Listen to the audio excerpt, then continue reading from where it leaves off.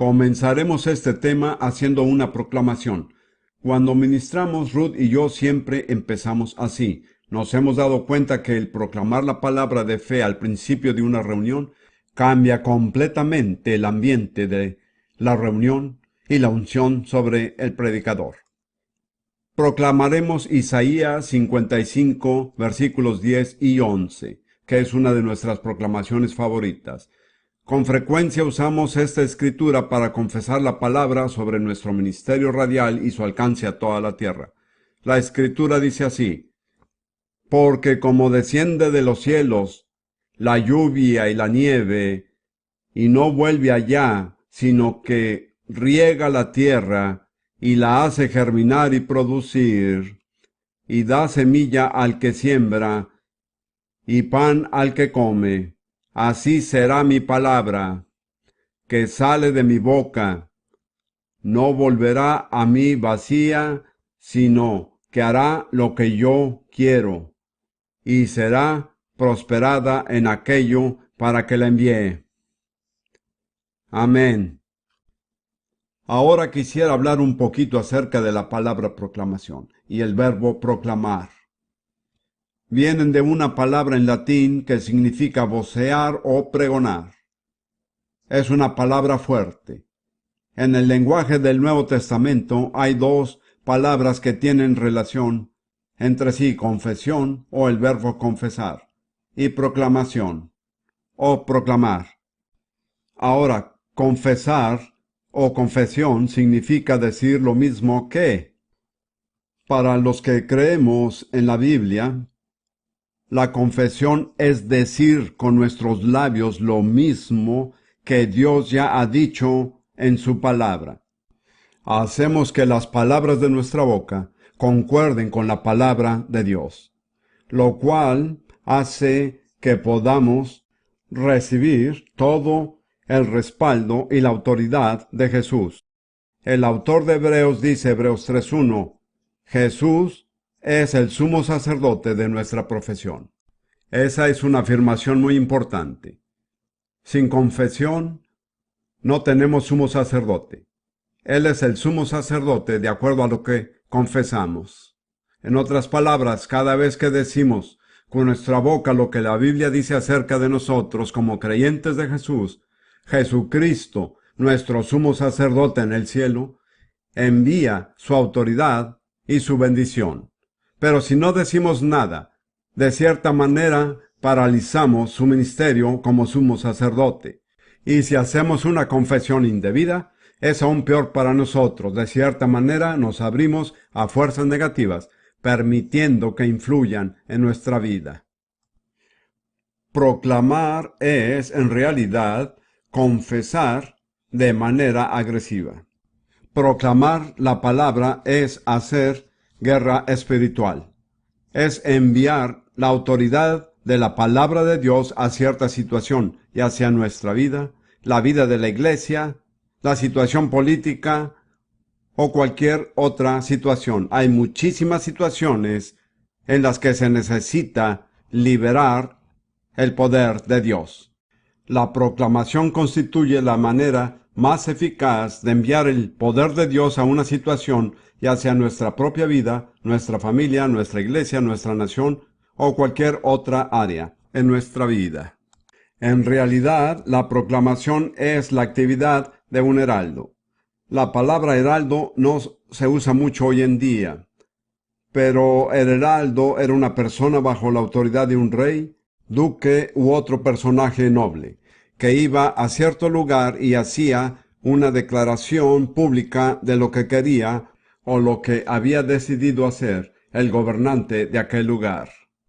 Anteriormente, los heraldos solían decir oíd, oíd, y luego hacían la proclamación. Cuando decían oíd, oíd, todos escuchaban atentamente, sabiendo que el que hablaba era el vocero del gobernante. Y en el Nuevo Testamento, sin ser evidente en la mayoría de las traducciones, la palabra que se traduce predicar da a entender la voz de un heraldo. Es una palabra que quiere decir proclamar. Una de mis escrituras favoritas es Mateo 24:14. Y será predicado este evangelio del reino, pero preferimos decir y será proclamado en todo el mundo para testimonio a todas las naciones, y entonces vendrá el fin. He sido maestro bíblico durante 50 años, y siempre sentí que mi deber era interpretar la Biblia y explicarla a fin de ayudar a las personas a entenderla. Pero hace unos 12 años el Señor empezó a poner en mi corazón la palabra proclamar. De cierta manera sentí que Él me estaba desafiando a ir más allá de la enseñanza y más bien a proclamar. Y así es como surgió mi ministerio radial de enseñanza bíblica, el cual empezó transmitiéndose por 8 emisoras en los Estados Unidos en 1979 y ahora se transmite en 10 idiomas, teniendo un gran alcance mundial. Es realmente un ministerio de proclamación. El versículo clave que me tocó el corazón fue Mateo 24:14, y será proclamado este evangelio del reino en todo el mundo, para testimonio a todas las naciones, y entonces vendrá el fin. Me di cuenta que el fin no puede venir hasta que no hayamos hecho la obra que nos corresponde como Iglesia de Jesucristo y sus testigos en la tierra, la de proclamar el Evangelio en todo el mundo para testimonio a todas las naciones. Me he dado cuenta del tremendo poder que tiene la palabra de Dios cuando se proclama con fe. Al proclamar la palabra así se producen grandes milagros. Había una mujer en los Estados Unidos que era todo lo que el cristianismo enseña que no debiera ser la mujer. Era marxista, lesbiana, feminista. Lo tomó tan en serio que compraba revólveres para disparar a los hombres. De alguna manera llegó a estar en una pequeña nave en el mar de la China con algunos de sus compañeros de maldad. Se dirigían a su destino para hacer alguna maldad. Parece que se aproximaba una tormenta. Las otras personas le dijeron que bajara la cala y prendiera el radio para ver si oía algunas noticias del tiempo. Prendió el radio y por casualidad oyó mi programa radial de enseñanza bíblica que se transmitía desde Manila, Filipinas, y se salvó en aquel barco. No había podido tomar más de 15 minutos porque ese es el tiempo que dura el programa. Ahora es una persona completamente diferente y comprometida con Cristo como una vez lo estuvo para hacer lo malo. Ese es solo un ejemplo, eso no fue una enseñanza. Yo no estaba dando muchas explicaciones. La proclamación de la palabra hizo su obra. Ahora quiero tomar un ejemplo de la vida de Moisés cuando Dios lo llamó a regresar a Egipto para librar a Israel. Recuerden que Dios se le apareció en la zarza ardiendo. Y luego en Éxodo 4 le dijo, regresa a Egipto para librar a Israel. Moisés había perdido toda la confianza en sí mismo que había tenido a los 40 años. A la edad de 80 no tenía confianza. Y dijo, ¿por qué yo, Señor, no puedo hacerlo? No tengo nada, ¿cómo lo lograría? Y el Señor, siempre tan práctico, le preguntó, ¿qué tienes en la mano? Moisés miró y dijo, una vara. Era el tipo de vara que lleva un pastor de ovejas. Moisés no le encontró nada de particular a su vara. Pero el Señor dijo, échala en tierra. Y al echarla se convirtió en una serpiente. Y Moisés huyó de su propia vara. En otras palabras, aquella vara que tenía en la mano tenía un potencial que él nunca había esperado ni imaginado. Luego el Señor dijo, tómala por la cola. Todo el que maneja culebras sabe que nunca se toman por la cola.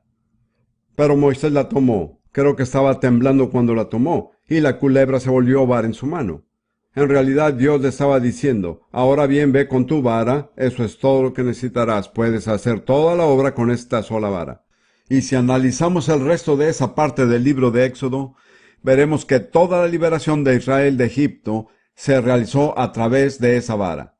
Cada vez que Moisés quería que Dios interviniera, extendía su vara y Dios intervenía. El resultado fue que, en un sentido, Moisés le quitó el reinado de Egipto a Faraón mediante el uso que le dio a su vara. Por último, Veamos a los israelitas pasando por las aguas del Mar Rojo. Cuando fue necesario que las aguas se dividieran, Moisés extendió su vara y se dividieron las aguas. Cuando los egipcios trataban de cruzar el Mar Rojo, Moisés extendió su vara y las aguas se volvieron sobre los egipcios y los destruyeron. De modo que la única herramienta que le fue necesaria para cumplir toda la obra que Dios le había llamado a hacer fue aquella vara de pastor, que al tenerla en la mano al principio no le parecía tener ninguna importancia. Ahora, si usted es un creyente comprometido que cree en la Biblia, quiero decirle lo siguiente. Usted tiene una vara, ¿sabe lo que es? Es su Biblia. Si tiene aquí una Biblia, quiero que la levante en alto. Y quiero que diga, esta es mi vara. Repítalo conmigo. Esta es mi vara. Con ella puedo hacer todo lo que me dice Dios que haga. Bien, pueden bajar su Biblia. Ahora, lo primero que tenemos que entender de las Escrituras es el poder que tiene la palabra. Tenemos que darnos cuenta de que la Biblia es un libro sobrenatural. Así como la vara de Moisés tiene poder que no pareciera tener a simple vista. Sin embargo, cuando uno empieza a entenderla, en realidad su poder es infinito. Les daré ahora unas cuantas escrituras que muestran el poder que tiene la palabra de Dios. Salmo 33, versículo 6. Por la palabra de Jehová fueron hechos los cielos, y todo el ejército de ellos por el aliento de su boca. La palabra en hebreo es aliento. Es la palabra usual para designar el espíritu ruach. De modo que la creación entera surgió a través de dos fuerzas, la palabra de Dios y el Espíritu de Dios. Todo lo que existe, todo lo que en un momento existió o existirá en el futuro, le debe su origen a estas dos fuerzas, la palabra y el Espíritu de Dios obrando conjuntamente. La palabra debe obrar junto con el Espíritu. Creo que quizás fue por eso que el salmista la tradujo aliento y no espíritu. No sé si ustedes habrán estudiado algo de esto, pero yo tuve que aprender los principios básicos de la fonética cuando enseñaba inglés como segundo idioma a estudiantes africanos. Me enteré de algunas cosas interesantes con respecto a las palabras. Las palabras son sencillas, pero al mismo tiempo tienen mucho poder. ¿Qué hacemos al hablar? Sacamos aire de los pulmones. Este aire nos sale por la boca o por la nariz. Y el proceso por lo cual pasa en la boca y la nariz determina qué palabra será formada. Pero la realidad fundamental es que no se puede hablar sin respirar. Para hablar es necesario respirar. Es igual en el caso de Dios. Cada vez que Él habla, su aliento acompaña sus palabras. Su aliento es su espíritu. Por lo tanto, la palabra y el Espíritu de Dios siempre están juntos. La palabra y el Espíritu de Dios crearon el universo y también lo sostienen. Hay una escritura muy significativa en 2 de Pedro, capítulo 3, que nos dice tres cosas. Que la palabra crea, la palabra sustenta y la palabra destruye. 2 de Pedro capítulo 3, empezando en el versículo 5. Estos ignoran voluntariamente que en el tiempo antiguo fueron hechos por la palabra de Dios los cielos, y también la tierra que proviene del agua y por el agua subsiste, por lo cual el mundo de entonces pereció anegado en agua, pero los cielos y la tierra que existen ahora están reservados por la misma palabra, guardadas para el fuego en el día del juicio y de la perdición de los hombres impíos. De modo que los cielos y la tierra fueron creados mediante la palabra de Dios. Por la palabra de Dios subsisten y por su palabra, cuando llegue el tiempo que Dios ha fijado, serán destruidos. Por lo tanto, la palabra de Dios crea, sustenta y elimina. A veces cuando veo cómo el hombre está echando a perder este planeta, Me alegro de que la palabra pondrá fin a este desastre. La palabra de Dios creó el universo, la palabra lo sostiene y la palabra terminará con él. Todo eso lo hace Dios por su palabra. Confesemos otra vez la escritura que Rudy y yo confesamos al principio. Isaías 55, 10, 11 señala lo siguiente que acabo de explicar, que la palabra tiene que salir de la boca de Dios. De lo contrario, no tiene ningún efecto. Vamos a ver cómo lo decimos. Bien, vamos a decirlo nuevamente. Repítanlo después de nosotros. Porque como desciende de los cielos la lluvia y la nieve, y no vuelve allá, sino que riega la tierra y la hace germinar y producir, y da semilla al que siembra, y pan al que come, así será mi palabra, que sale de mi boca. No volverá a mí vacía, sino que hará lo que yo quiero, y será prosperada en aquello para que la envíe. Note que Dios dice, mi palabra que sale de mi boca. En otras palabras, mi palabra, cuando es dirigida por mi aliento. En 2 Corintios 3, 6, Pablo dice, la letra mata. En otras palabras, la palabra sola, sin el aliento de Dios, no vivifica. Tiene que ser la palabra junto con el Espíritu. Un sermón seco que está lleno de escrituras, pero que no ha sido tocado por el aliento de Dios, no da vida, sino muerte. Como ve, la palabra y el Espíritu tienen que obrar conjuntamente. Ahora quisiera valerme de la experiencia de Moisés para mostrarles cómo podemos hacer que la palabra de Dios obre mediante la proclamación. Proclamar la palabra es enviarla a una situación. Requiere confianza y valor. No es para tímidos.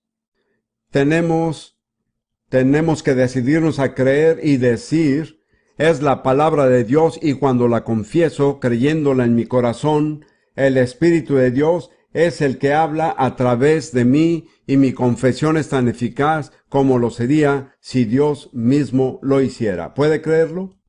¿Pueden creerlo? No tiene que ser Dios el que hable. Si el Espíritu Santo dirige la palabra de Dios a través de nuestra boca, es tan eficaz como cuando Dios creó el universo mediante su palabra. En el caso de Moisés, lo primero que aconteció fue que éste tuvo temor. Echó en tierra su vara, la cual se volvió una culebra, y huyó de ella.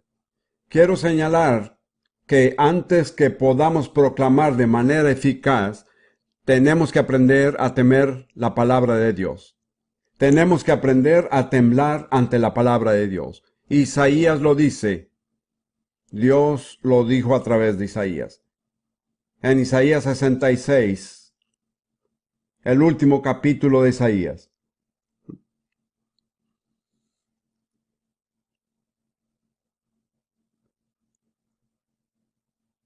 Los primeros dos versículos de Isaías 66.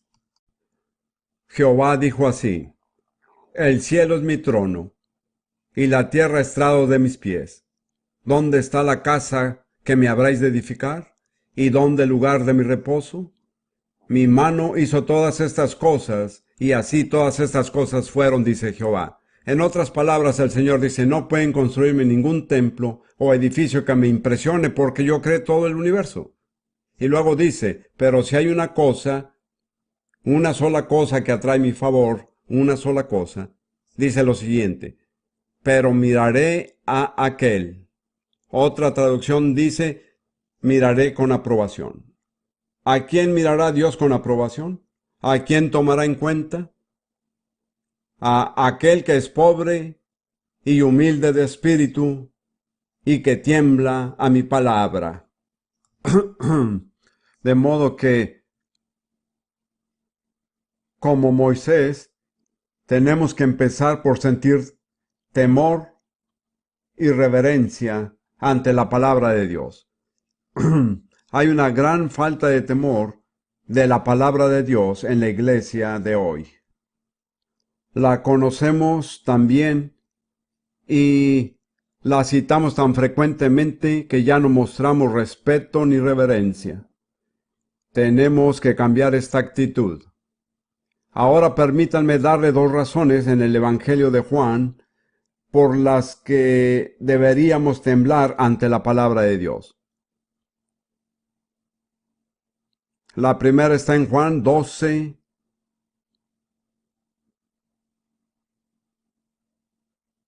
47, 48. Jesús es el que habla y dice: al que oye mis palabras y no las guarda, yo no lo juzgo, porque no he venido a juzgar al mundo, sino a salvar al mundo. El que me rechaza y no recibe mis palabras, tiene quien le juzgue. La palabra que ha hablado, ella le juzgará en el día postrero. Jesús dice que Él no será nuestro juez. Seremos juzgados por la palabra de Dios. Imagínese que estuviera delante del Dios Todopoderoso y que tuviera que rendirle cuentas de su vida, lo cual pienso todos haremos algún día. Estaría temblando, estaría muy preocupado. Lo que Jesús dice es que deberíamos de tener la misma actitud hacia la palabra de Dios, ya que es ella la que nos juzgará.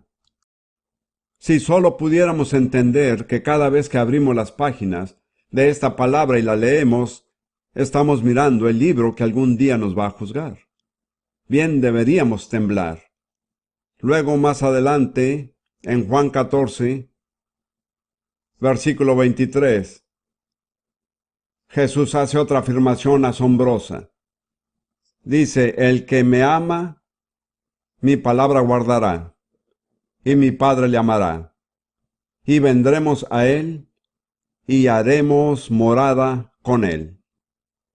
Este es uno de los pocos lugares en la Biblia donde se usa el nombre plural al referirse a Dios. Dice: vendremos a él, es decir, el Padre y el Hijo vendrán. ¿Cómo vendrán? ¿Mediante qué?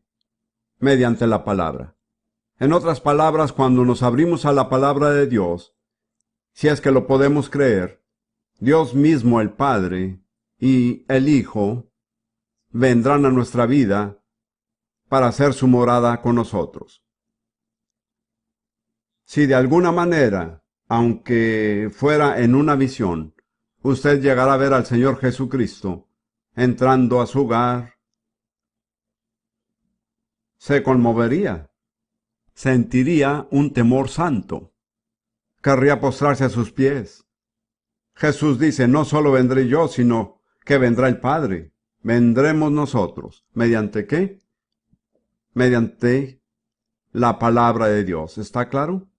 Me parece que en la iglesia de hoy, la mayoría de nosotros tenemos que cambiar nuestra actitud hacia la palabra de Dios. Debemos sentir reverencia y temor santo hacia ella. La palabra solo tendrá efecto en nuestra vida de la manera que estoy hablando cuando hayamos aprendido a reverenciarla. Ahora, lo primero que le sucedió a Moisés fue que empezó a temblar ante la palabra. De repente se dio cuenta del poder que tenía su vara y huyó de ella. Estaba impresionado. La segunda cosa que hizo fue agarrar la vara. Por fe la tomó y se volvió a convertir en vara en su mano. Después de temblar, necesitamos tomar la palabra de Dios. Hay que empuñar firmemente la palabra de Dios. Hay una escritura hacia el final del libro de Salmos que me impresiona mucho. Salmo 149, los últimos versículos.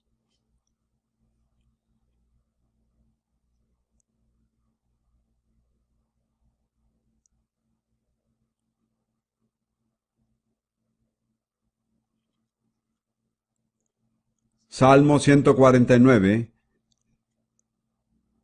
empezando en el versículo 5. Regocíjense los santos por su gloria, y canten aún sobre sus camas. Los santos son los creyentes verdaderamente comprometidos. La palabra santo es la palabra hebrea hasid. ¿Cuántos han oído hablar del judaísmo hasídico? Es una forma de judaísmo ortodoxa. La palabra hasid indica una persona que tiembla ante la palabra de Dios, una persona que está comprometida. Regocíjense los santos por su gloria, y canten aún sobre sus camas. Exalten a Dios con sus gargantas y espadas de dos filos en sus manos, para ejecutar venganza entre las naciones y castigo entre los pueblos, para aprisionar a sus reyes con grillos y a sus nobles con cadenas de hierro, para ejecutar en ellos el juicio decretado. Gloria será esto para todos sus santos. Si usted puede creer que es uno de los santos, esta es una serie de afirmaciones asombrosas. Aquí dice que tenemos que tener en la mano la espada de dos filos, que es la palabra de Dios, y exaltar a Dios con nuestra boca, para así ejecutar venganza entre las naciones y castigo entre los pueblos. ¿Puede imaginarse haciendo esto? ¿Sabía usted que esto es algo que Dios tiene para usted? Para aprisionar a sus reyes con grillos y a sus nobles con cadenas de hierro. Me parece que esto se refiere en parte a los principados satánicos que rigen las naciones, pero no solamente ellos. Luego dice en el versículo final, para ejecutar en ellos el juicio decretado. Y dice que será una gloria o un honor para todos sus santos. ¿Ha pensado de esto alguna vez? Dios nos ha dado el privilegio de ejecutar el juicio decretado sobre las naciones. La vida de oración de muchos de nosotros sería diferente si empezáramos a vernos en esa vida. Dice que ejecutemos el juicio decretado o la sentencia escrita. ¿Dónde está escrita la sentencia? ¿Dónde encontramos el juicio decretado? Así es, levántenla en alto. Así es, está aquí. No somos nosotros los que decretamos el juicio. Dios ha decretado el juicio. Pero nosotros tenemos el privilegio de ejecutar el juicio decretado sobre las naciones y sus gobernantes. En otras palabras, tenemos un papel único y decisivo para desempeñar en la historia. ¿Ven qué tan importante es esto? Y la verdad es que muchísimos creyentes ni siquiera han empezado a entender todo lo que Dios ha puesto a nuestro alcance y todo lo que Él espera de nosotros. Quiero enfatizar que nosotros no decretamos los juicios. Encontramos los juicios en la palabra escrita de Dios, pero los ejecutamos nosotros. ¿Cómo los ejecutamos? ¿Mediante qué exactamente? Mediante la proclamación, así es. Hacemos que se cumplan los juicios de Dios ya que están escritos en las Escrituras. Los proclamamos. Somos los heraldos. Nos ponemos de pie en las plazas de este mundo y clamamos, oíd, oíd, y luego anunciamos los decretos de Dios.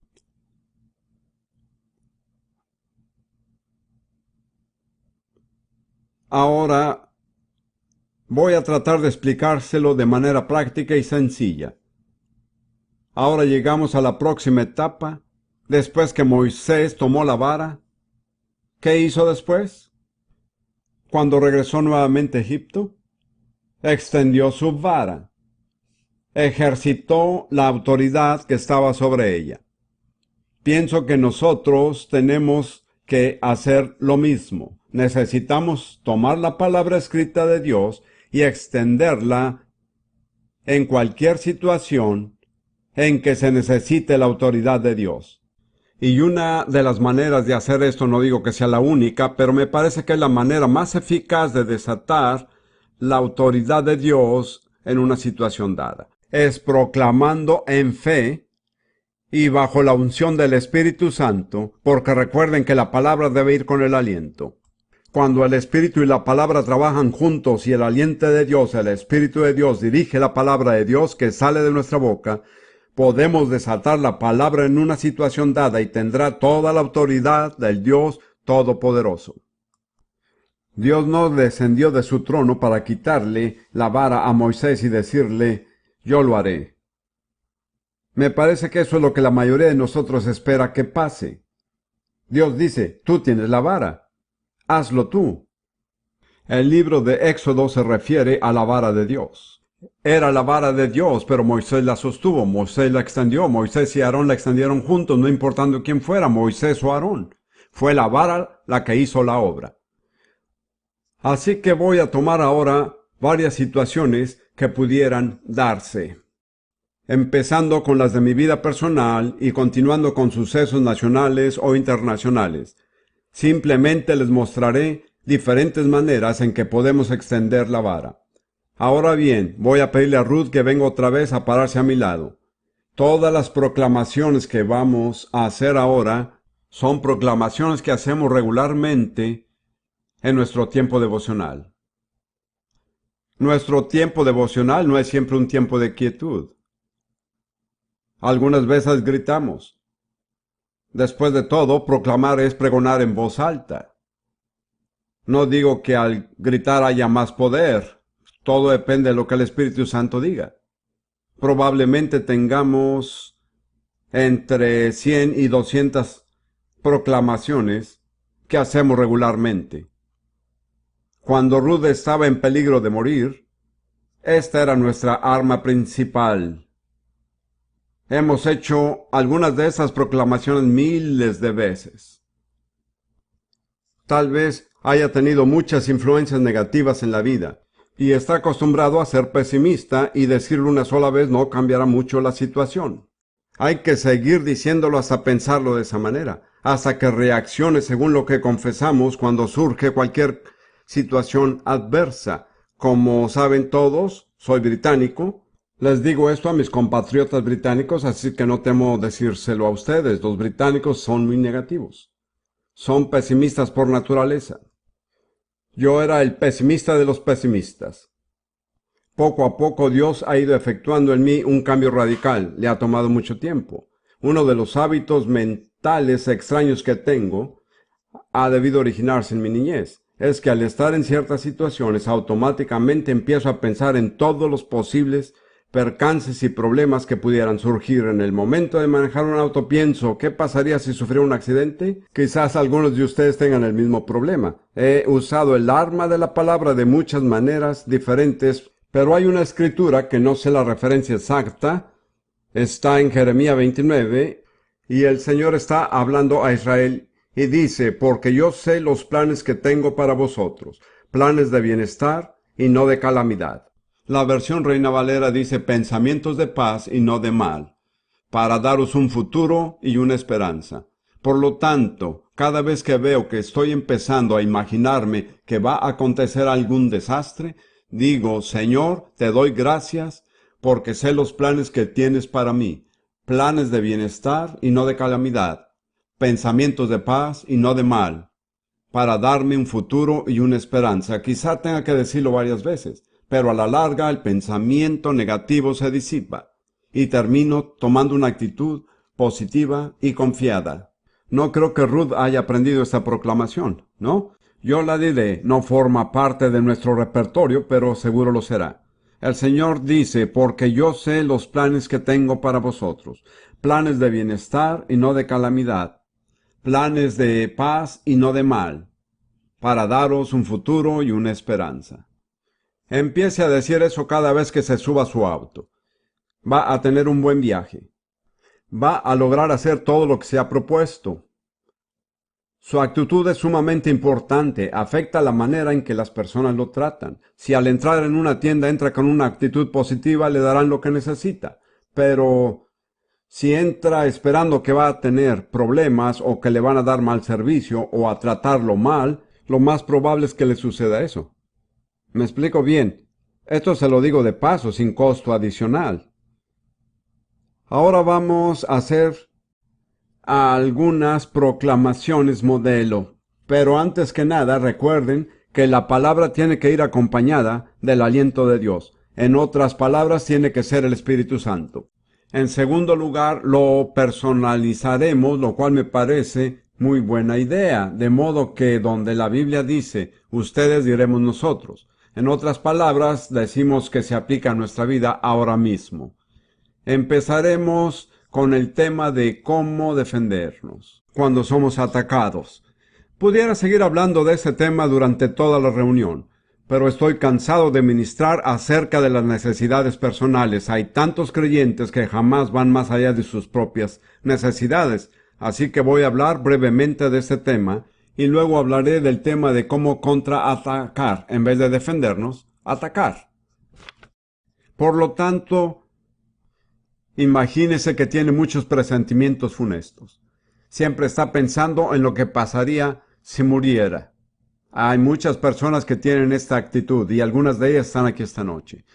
Quizás un doctor le haya dicho, como le pasó a Ruth, pues no podemos garantizarle nada. Haremos todo lo posible. Esta es una escritura que hemos debido usar miles de veces. Cuando Ruth estaba postrada en la cama, lo único que hacía era confesar. Salmo 118, 17.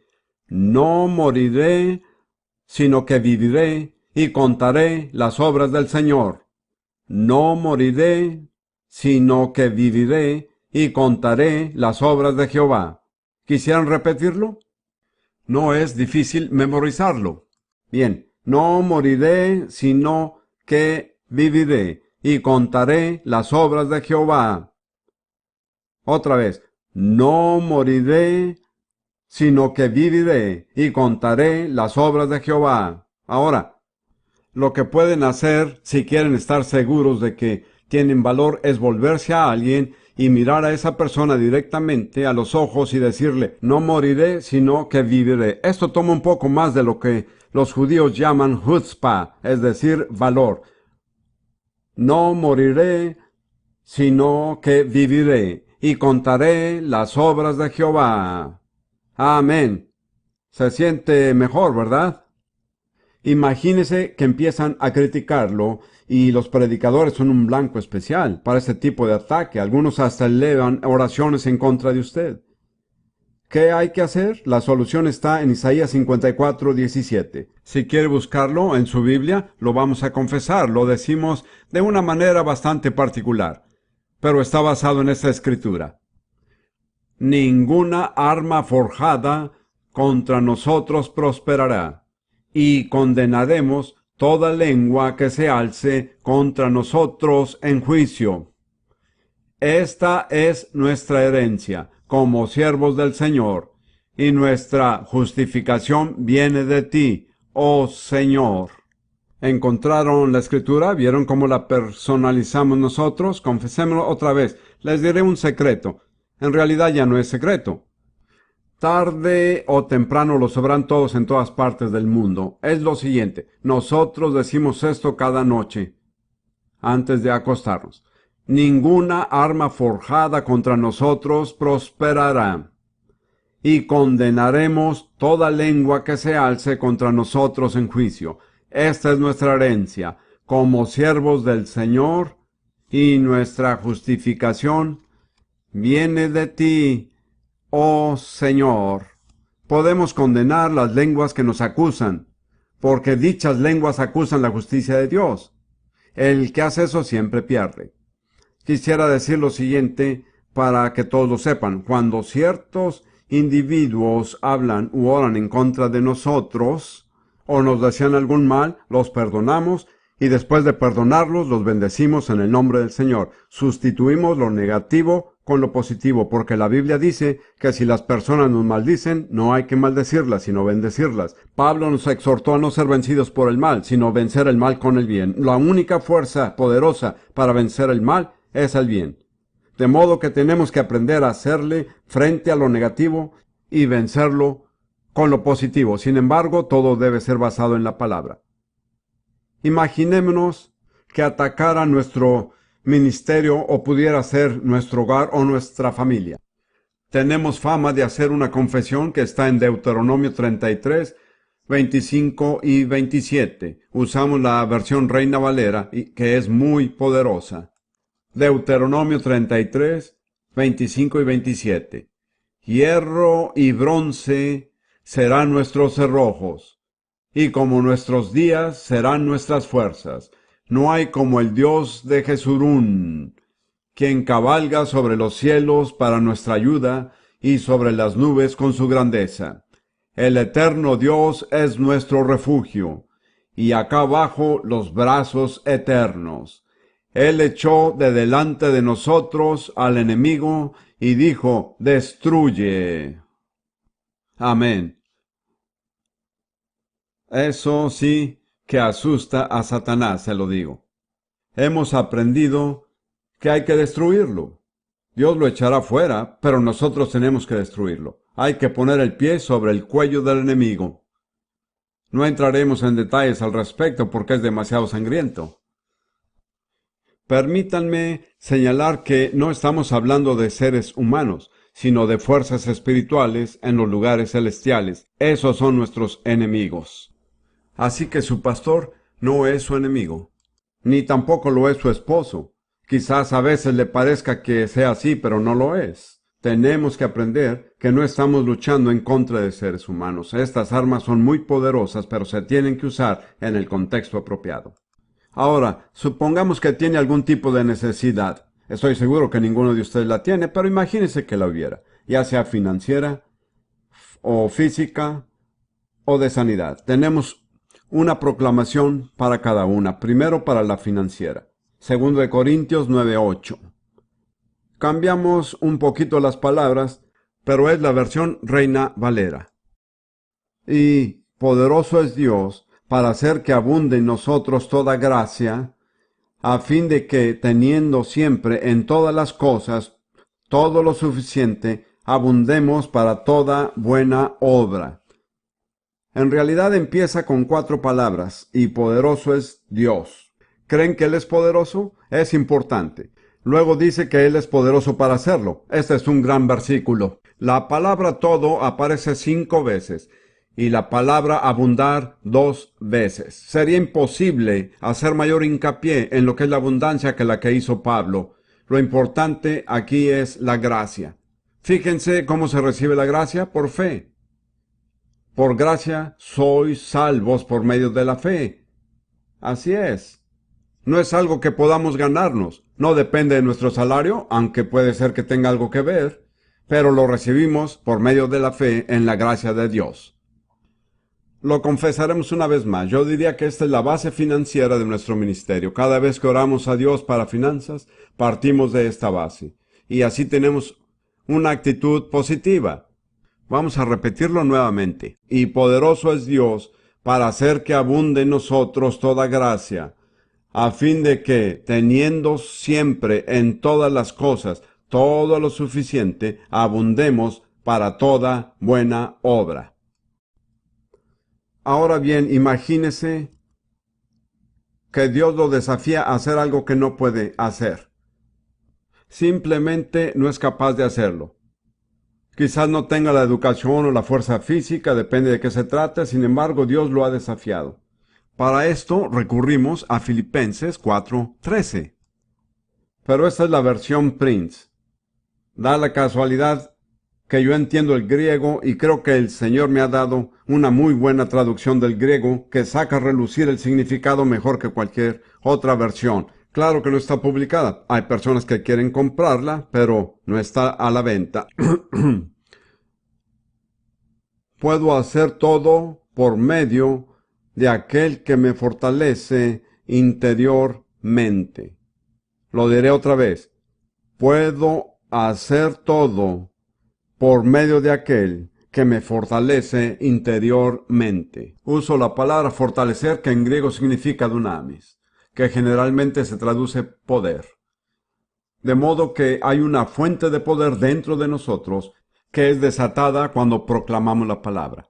Puedo hacer todo por medio de aquel que me fortalece interiormente. No tenemos la educación, la fuerza, pero cuando es la voluntad de Dios, cuando se trata de una tarea que nos ha encomendado, hay alguien dentro de nosotros que nos fortalece.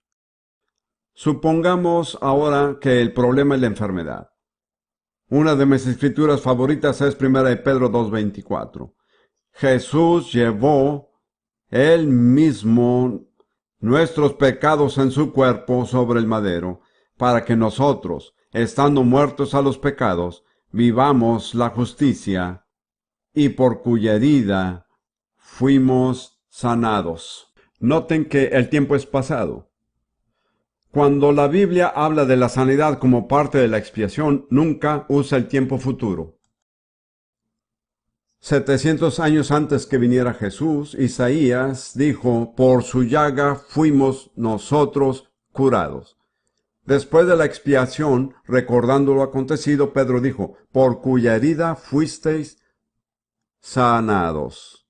Esto nos da una perspectiva muy diferente. No quiere decir que automáticamente dejemos de estar enfermos, pero sí nos da un fundamento en base al cual podemos hacerle frente a la enfermedad y desafiarla. A veces hay que seguir confesando lo mismo. Simplemente tenemos que decidir qué es más confiable, la palabra de Dios o nuestros síntomas. Entremos ahora a una área de mayor lucha. Hablaremos acerca de intervenir en los acontecimientos nacionales e internacionales. Ruth y yo pasamos mucho tiempo orando por asuntos fuera de nuestras necesidades. Oramos por la situación mundial y el destino de las naciones. He aquí algunas escrituras que los ayudarán y les darán ánimo. Una de mis favoritas, que casi siempre terminamos confesando, es Daniel 2, 20-22 y 4, 34-35. Las primeras palabras las dijo Daniel y las siguientes Nabucodonosor, pero el mensaje es el mismo. Las escrituras son Daniel 2, 20-22 y Daniel 4, 34 y 35. Sea bendito el nombre de Dios de siglos en siglos, porque suyos son el poder y la sabiduría. Él muda los tiempos y las edades, quita reyes y pone reyes. Da la sabiduría a los sabios y la ciencia a los entendidos. Él revela lo profundo y lo escondido. Conoce lo que está en tinieblas, y con él mora la luz, cuyo dominio es sempiterno, y su reino por todas las edades. Todos los habitantes de la tierra son considerados como nada, y él hace según su voluntad en el ejército del cielo y en los habitantes de la tierra. Y no hay quien detenga su mano y le diga, ¿qué haces?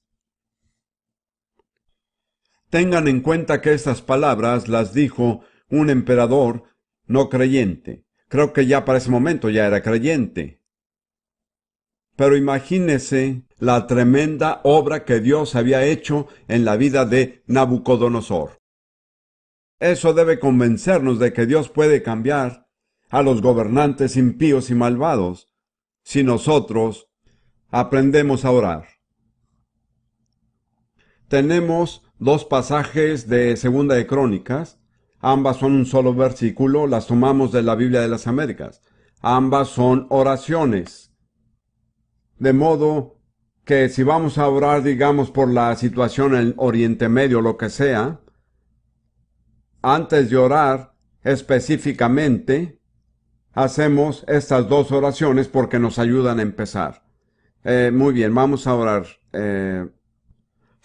Segunda de Crónicas 14:11. Señor, no hay nadie más que tú para ayudar en la batalla entre el poderoso y los que no tienen fuerza. Ayúdanos, oh Señor Dios nuestro, porque en ti nos apoyamos y en tu nombre hemos venido contra esta multitud. Oh Señor, tú eres nuestro Dios. No dije la última parte, vamos a confesarlo otra vez. Señor, no hay nadie más que tú para ayudar en la batalla entre el poderoso y los que no tienen fuerza. Ayúdanos, oh Señor Dios nuestro, porque en ti nos apoyamos y en tu nombre hemos venido contra esta multitud. Oh Señor, tú eres nuestro Dios, que no prevalezca hombre alguno contra ti. Y luego Segunda de Crónicas 26. Oh Señor, Dios de nuestros padres, ¿no eres tú Dios en los cielos? ¿Y no gobiernas tú sobre los reinos de las naciones. En tu mano hay poder y fortaleza, y no hay quien pueda resistirte. Amén. Esta es nuestra versión, así es como confesamos. ¿Me entendió? Ahora confesaremos el Salmo 33, 8 a 12. Ahora tenemos que avanzar rápidamente. Al tratarse de la situación mundial, esta es una afirmación sumamente poderosa. Tema a Jehová toda la tierra. Teman delante de él todos los habitantes del mundo, porque él dijo, y fue hecho. Él mandó, y existió. Jehová hace nulo el consejo de las naciones, y frustra las maquinaciones de los pueblos. El consejo de Jehová permanecerá para siempre. Los pensamientos de su corazón por todas las generaciones. Bienaventurada la nación cuyo Dios es Jehová, el pueblo que él escogió como heredad para sí. En otras palabras, ¿quién va a salir airoso de todo esto? La nación cuyo Dios es el Señor. Todos los planes de las naciones, así como de los gobiernos, incluyendo la de las Organizaciones Unidas, no tienen sentido, son contrarios al plan de Dios. Para cerrar, vamos a hacer unas confesiones que se relacionan con el Medio Oriente, que es una de las zonas por las que más oramos. Tal vez ustedes no tengan la misma carga, pero pueden tomar los principios y aplicarlos a su situación. Quiero señalar que el Medio Oriente y el norte de África son sin duda la zona más difícil en el mundo entero de penetrar con el Evangelio. Y hay una razón muy importante. Una razón que saca a relucir el poder de la proclamación. Como saben, de cada mezquita musulmana sale una proclamación 5 veces cada 24 horas que dice que no hay Dios sino Alá y que Mahoma es su profeta. Y por supuesto que Alá no es el Dios de la Biblia. Ahora bien, el calendario musulmán se originó alrededor de 627 AC, de modo que ha estado en vigor por más de 1300 años. Esa proclamación se ha hecho 5 veces cada día desde cada mezquita durante más de 1300 años. Permítame hacer un pequeño cálculo. Si se ha hecho por 1300 años o más, eso equivaldría a 474.500 días. Un número redondo sería, digamos, 500.000 de días. Y se hace 5 veces cada día, lo cual equivale a 2.5 millones de veces que esa proclamación se ha hecho desde cada mezquita. Si tomamos el número de mezquitas en existencia, y me imagino que habrá por lo menos 500.000 en esta área, esta proclamación se ha hecho miles de millones de veces. ¿Por qué existe una fuerza que se opone al cristianismo tan extremadamente poderosa en esa área, más que en cualquier otra parte del mundo? ¿Qué es lo que lo produce? Es aquella proclamación. Aquí podemos ver el poder de la proclamación, para bien o para mal. ¿Cómo podemos romper el dominio de todas esas proclamaciones negativas? ¿Qué tenemos que hacer? Tenemos que hacer proclamaciones positivas. Vamos a darles un ejemplo. Y por si acaso dicen que la confesión no dará ningún resultado, quiero recordarles lo que ocurrió cuando los hechiceros de Egipto confrontaron a Moisés y echaron en tierra sus varas. ¿Recuerdan lo que pasó? La culebra de Moisés devoró las culebras de los egipcios. En otras palabras, nuestra proclamación vence cada proclamación negativa, cuando la hacemos correctamente. Así que haremos 2 proclamaciones bíblicas que tienen que ver específicamente con Israel y la tierra. La primera está en Salmo 125, versículo 3, de la versión Reina Valera. Porque no reposará la vara de la impiedad sobre la heredad de los justos. Bien, ¿cuál es la vara de la impiedad en este contexto? El Islam. ¿Cuál es la heredad de los justos? La tierra que es la heredad del pueblo de Dios. La Biblia dice, sin importar lo que digan los políticos, que la vara de la impiedad no reposará sobre la heredad de los justos. Esto hay que decirlo en fe. El momento de decirlo es cuando todo parece estar en contra. Y extienden aquella vara y su culebra va a devorar a las culebras de los hechiceros. Luego está el Salmo 129, 5 y 6. Serán avergonzados y vueltos atrás todos los que aborrecen a Sión. Serán como la hierba de los tejados, que se seca antes que crezca. Notifico a todos los que aborrecen a Sión que nunca llegarán a la madurez, ni se desarrollarán completamente, se secarán antes de haber crecido. Esa es la palabra de Dios y se cumplirá. Y finalmente, permítanme darles una escritura más que habla acerca de la restauración de Israel. Jeremías 31. Si tenemos tiempo, vamos a ponerla por obra. Vamos a hacer lo que dice la escritura. Por lo menos haremos lo que podamos. Jeremías 31:7 dice: Gritad con alegría por Jacob, y dar voces por la primera de las naciones, proclamar, dar, alabar y decir: Oh Señor, salva a tu pueblo, al remanente de Israel. Si examinamos la escritura, dice que debemos gritar, dar voces, proclamar, alabar y orar. Son 5 cosas: gritar, dar voces, proclamar, alabar y orar. Una de ellas es proclamar. Luego dice en el versículo 10, Oíd, naciones, la palabra del Señor, anunciar en las cosas lejanas, eso quiere decir Latinoamérica, y decir: el que dispersó a Israel lo reunirá, y lo guardará como un pastor a su rebaño. Eso es lo que le decimos al Medio Oriente, en la situación actual. El mismo Dios que dispersó a Israel lo está reuniendo, y lo guardará como un pastor guarda su rebaño. Digámoslo juntos: el que dispersó a Israel lo está reuniendo, y lo guardará como un pastor guarda su rebaño. Ahora, ¿por qué no hacemos lo que dice la Biblia? Hemos llegado al final del mensaje. ¿Por qué no nos ponemos de pie, proclamamos, alabamos, damos voces y nos alegramos? Vamos a hacerlo todos juntos. Vamos a alabarlo, vamos a proclamar y vamos a gritar.